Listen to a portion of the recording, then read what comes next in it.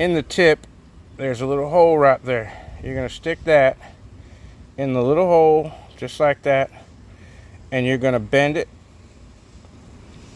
90 degrees, and then you're going to spin the tool like so that it goes in that second groove, and you're going to bend it 90 more degrees the opposite way.